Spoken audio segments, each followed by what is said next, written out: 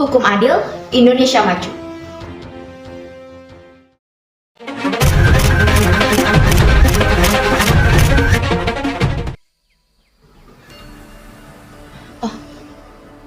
Hukum di Indonesia masih sangat memprihatinkan. Tak kurang dan tak lebih masih banyak kasus-kasus di luar sana yang malahan pelaku menjadi korban dan korban menjadi pelaku.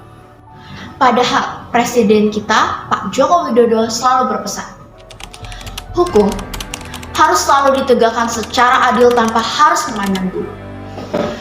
Namun, kenapa masih ada hukum di Indonesia yang tidak adil?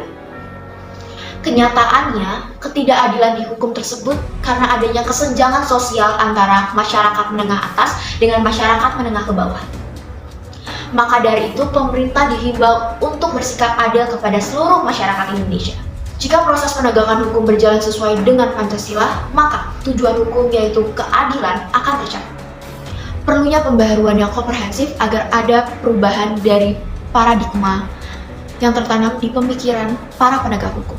Salah satu tugas dari hukum di Indonesia yaitu untuk menjamin ketertiban, ketentraman, kedamaian, kesejahteraan, dan kebahagiaan serta kebenaran yang ada di Indonesia.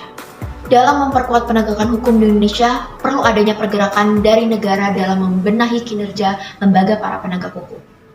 Apabila para penegak hukumnya lemah, maka para pelaku kejahatan terhadap hukum tidak ada yang mengadili dengan adil. Hal tersebut tentu saja membuat masyarakat Indonesia takut akan hukum karena tidak akan diadili kebenarannya. Maka dari itu, saya bersama DPR dibantu oleh Otoritas Jasa Keuangan senantiasa turut meninjau kebersihannya hukum dari praktek suap.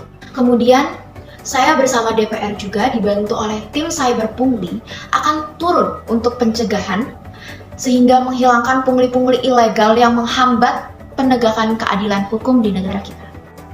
Dan saya sebagai pelajar ingin memberi saran untuk memasukkan pendidikan anti korupsi kepada pelajar SMA atau sekolah menengah.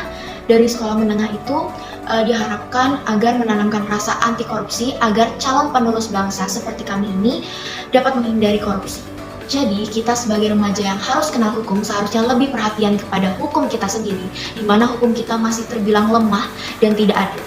Kita harus memberikan terobosan yang luar biasa agar hukum di Indonesia, negara tercinta kita ini, menjadi adil dan kuat. Keadilan jadi barang suka ketika hukum hanya tegak pada yang dibayar. Saya Raden Roro Dina Putinomi, terima kasih, saya pamit undur diri. Bye-bye!